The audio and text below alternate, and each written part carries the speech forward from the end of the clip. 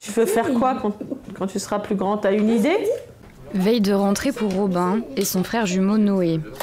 Ah, youtubeur.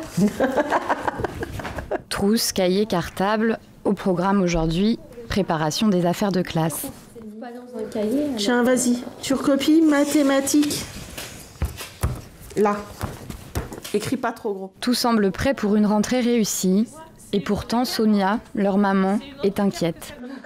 Car Robin est malentendant et dysphasique, un trouble peu connu qui se manifeste par des difficultés d'expression et de compréhension. Ces handicaps compliquent la scolarité de Robin, qui doit les compenser à l'école. Chaque année, je dirais, il y a eu des hauts et des bas dus à la compréhension de la dysphasie. Ça fait des fois peur aux gens parce que ça touche le langage oral et ça a une incidence sur l'écriture. Langage oral, on parle mal, on écrit mal, on a des difficultés en orthographe, on a des difficultés pour utiliser toutes les conjugaisons. C'est une aide spécifique pour Robin parce qu'il y a des couleurs en fin de compte. Et c'est vrai qu'au niveau visuel, il se repère très facilement avec les couleurs. Malgré ces difficultés et les demandes à répétition de sa maman, en cette veille de rentrée, Robin n'a toujours aucune information quant aux adaptations qui seront mises en place par son collège. Des adaptations pour pallier à ces difficultés, comme la présence d'un accompagnant spécialisé, dit AVS. École inclusive pour tout le monde, on s'aperçoit que c'est pas inclusif pour tout le monde. On ne peut pas aller dans l'absolu à l'école où on veut. Là, il rentre en 6e, donc c'est le collège. Est-ce que les adaptations vont être faites? Est-ce qu'il va être à l'heure pour que le taxi le récupère pour aller chez l'orthophoniste? Va-t-il avoir une AVS? Pour l'instant, on ne sait pas. Beaucoup d'incertitudes et un combat de tous les jours que Robin et ses parents partagent avec d'autres familles. Bonjour! C'est le cas de la famille de Yanis, 7 ans, diagnostiqué autiste lorsqu'il en avait 3. Allez, on y va, on va travailler? Orthophoniste, psychomotricien, ergothérapeute, dans l'emploi du temps chargé du petit garçon manque quelque chose, l'école. Faute de place en institut spécialisé, trop compliqué à gérer pour une équipe éducative non formée à répondre à son handicap, Yanis est déscolarisé depuis le mois de février.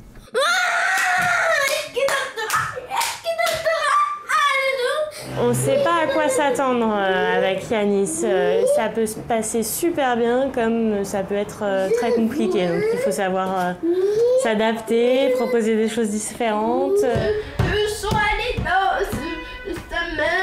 Il faut absolument qu'il soit accompagné, qu'il ait une AVS et qu'il y ait un projet autour de l'enfant pour son développement et quand il grandira, c'est indispensable. Septembre est arrivé. Yanis n'est toujours pas scolarisé.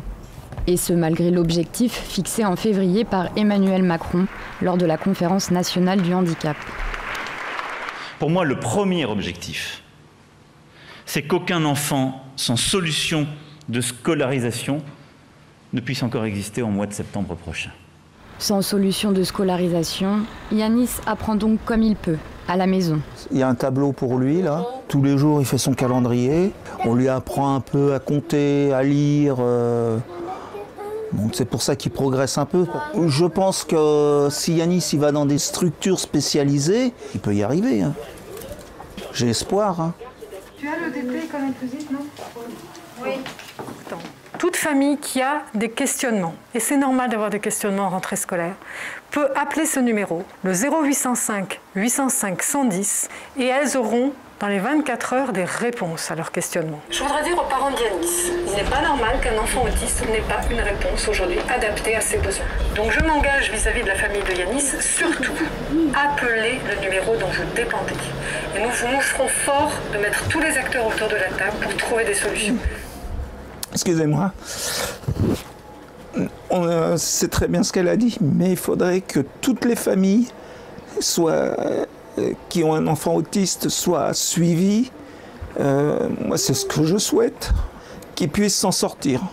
Actuellement, il n'existe pas de données permettant d'estimer le nombre d'enfants dans le cas d'Yanis. C'est pour cette raison que l'UNAPI, Association de représentation des personnes handicapées, a décidé de regrouper des témoignages sur la plateforme en ligne marentrée.org. Vous avez des enfants qui sont déscolarisés parfois, des enfants qui sont en scolarisation trop partielle. L'idée, c'est de dire au gouvernement qu'il y a encore des enfants sans solution de scolarisation adaptée et à partir de ces données-là, que le gouvernement puisse intervenir et qu'on arrive à notre objectif de 0 enfant sans solution de scolarisation. Non. On apprend à se dire que c'est jamais fini, ça sera jusqu'au bout de ses études où il faudra se battre. Et on le fait. Si on continue comme ça, faut rien lâcher, quoi. Faut rien lâcher. Sur les 6,7 millions d'élèves à avoir fait leur rentrée en 2019, plus de 360 000 étaient handicapés. Une amélioration sur plusieurs années qui n'éclipse pas une réalité, celle de ces enfants absents sur le chemin de l'école.